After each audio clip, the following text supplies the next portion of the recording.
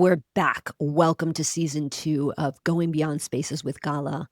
A lot has happened this year, so I wanted to take this first episode to sort of bring you up to speed and some ahas, talk about holistic design a bit, and then give you an overview of the season. So, the biggest thing that's happened to me when in terms of home and self, because that's how I always talk about holistic interior design, is I separated from my wife of 10 years this year. And I moved from a 4-bedroom home to a 1-bedroom apartment. And through that process, I embodied so much of what I talk about, and I also learned so much more. So, stripping down that house, there was so much joy in donating things, putting them on Nextdoor for free, getting all these messages, and then getting to speak with the people when they would come to pick up a piece of furniture and tell me the story of why they needed it. Like one guy was helping this young kid get on his feet again, and it really brought me happiness in a time of a lot of darkness. There was going the extra mile to do it because it would have been easy to just throw it out. But then hearing that these pieces would live on with somebody and that they were bringing them a lot of joy or filling a very like specific need in a time of need. And that was a really beautiful thing to experience. So I would say if you're moving, it's so overwhelming. There's so much to do. You're so tempted to just throw stuff in the garbage. But actually, if you can prioritize having a more sustainable, better approach, it is a win-win, not just for the earth, but just for other humans and giving things to other humans and helping them. So that felt very sort of in flow and aligned. And then there was what I tell all my clients when they're dealing with clutter, the asking myself for every single thing, because going from a 4-bedroom to a 1-bedroom, you have to pare down a lot. And my office space too, I got a new office space at a co-working in White Plains. So I had to pare a lot of that down too. My whole garage was filled with samples. So it was a lot of asking that question. Does it spark joy? Did you use it this past year? All of the things that I tell my clients I was doing in a very deep, deep and profound way. And I ended up with just sort of one cupboard of personal items. And I have never felt lighter, better, had more clarity now that my space is smaller around, like if I'm out and I want to buy something, but do you really need this? Can you use this? Do you already have one of these already? And if the answer is yes, I just don't buy it. So there's something beautiful about having a house. And I'm going to get into that in a second. But there's also something really beautiful about having a small space because it truly forces you, if you want to live an uncluttered life the way that I do, to really live a less is more life. Now, in terms of the differences between living in a home and apartment, I was really curious about this because I've lived in an apartment my whole life. So I was coming off of 6 years in a home, moving back into an apartment. So I had like a different perspective.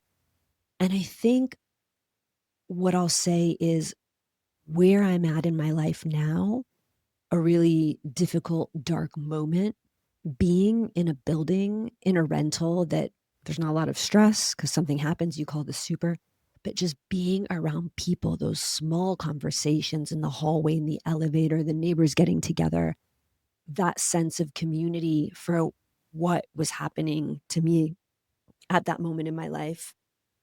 And, what I'm continued to heal from was a big part of my healing. And that was a big part too of joining a co-working space. I had found an office space in Bronxville that was beautiful and picturesque and perfect right on the main road. And I opted against it. And I chose something. I'm here now. It looks very corporate. Design wise, it's like not aligned with my preferences. The biggest thing is that I have no windows. I have natural light coming in from the office next door. So I've had to recreate that with just regular lights, which I'm not a fan about, but community trumped design. Community trumped how it looked and how it felt, just being around people. So it's not something we consider a lot when thinking about our homes design wise. It's just more this idea of community, and that a home, especially in the suburbs, can be isolating if you're not close to your neighbors or you're not in walking distance to things. It can be very, very isolating. And when you're working from home too, that's something that I was like, wow, I cannot do this any longer. It was wonderful to do it from 2020 to 2024, but there is something in the energy of a home that is for homing.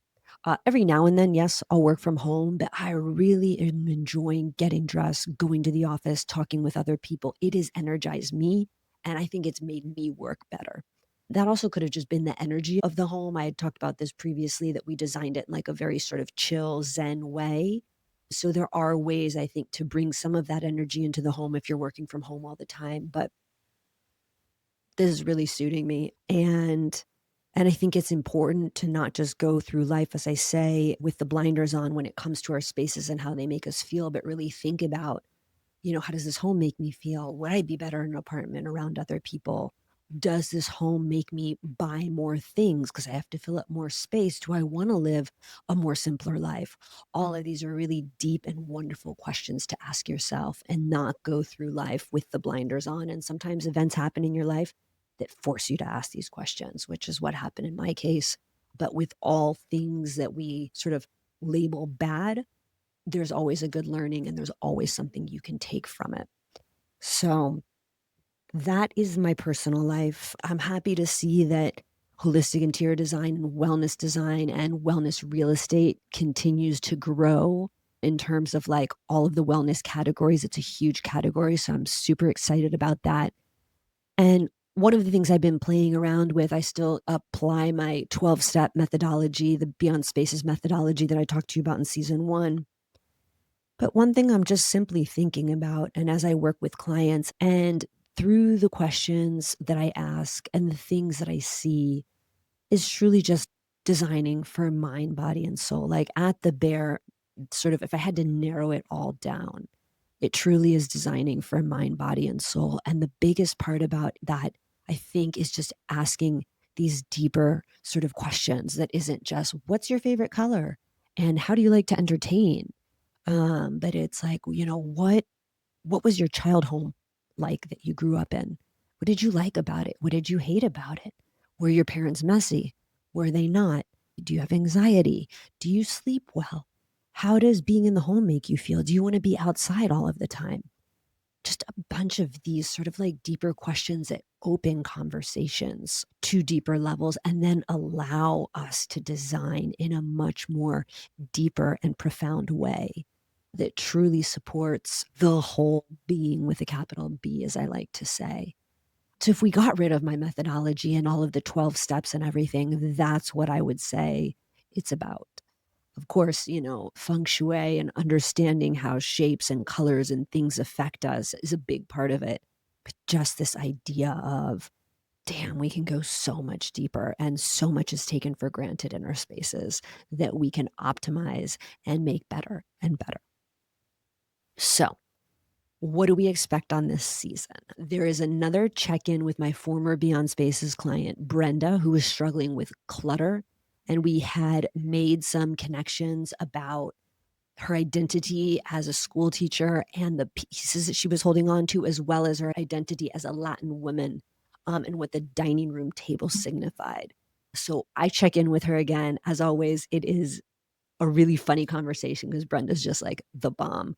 And we do get into it. And then I'm also talking to Carmion Hamilton. Wow, guys, that episode brought me to tears. She is a powerhouse, and we are talking about, designing your space after loss. In her case, she lost her husband. And so her whole take on life and how she handled everything is truly one of like the most powerful things I've witnessed in a long time. So you are in for a really, really inspiring and empowering treat there. And you can see me break down and cry too.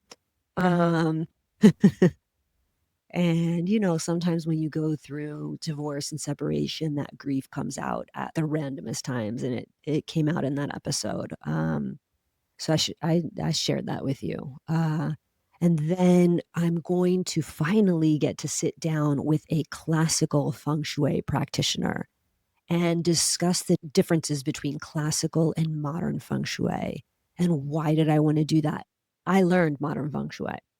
And after I got my certification in Vastu, which is a very, very ancient way of building Indian temples and then, cities and homes and all of that, I realized that there are some discrepancies in modern feng shui that did not make sense to me and did not feel right.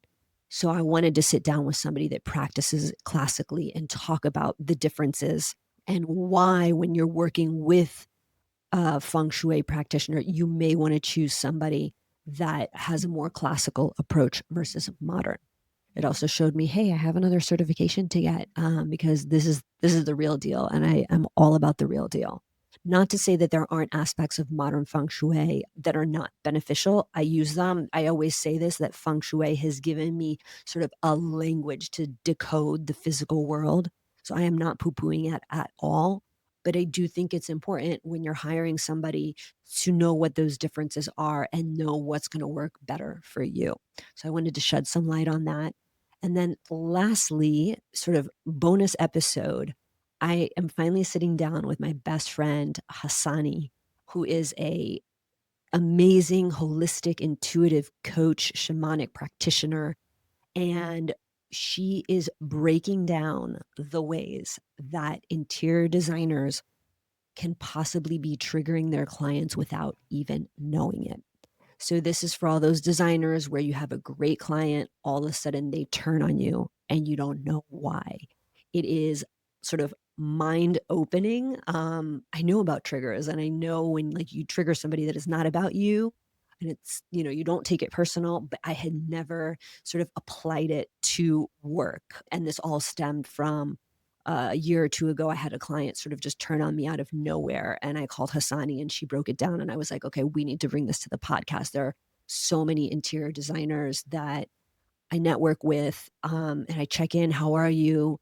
And they are anxious, they're stressed just because they're dealing with a really difficult client. And when we're working with clients, it can be from anywhere from 6 months to 2 years. So this is going to be super valuable for interior designers listening, but also, clients working with interior designers and sort of understanding themselves why they may get triggered. I think it's a win-win for everybody, super valuable. I really hope you enjoy this season. I named this Going Beyond Spaces with Gala, so it would give me an opportunity to talk about all the things that spark joy and sort of take interior design and distill it in all these different directions. And so I feel like this season really like reflects that. Also the fact that I love to drive in 16 lanes. So I'm really happy to bring you all of this. I hope you enjoy it. If you do, please review it, share it, leave a message, connect on Instagram at Gala Magrina Design, and let's get into it.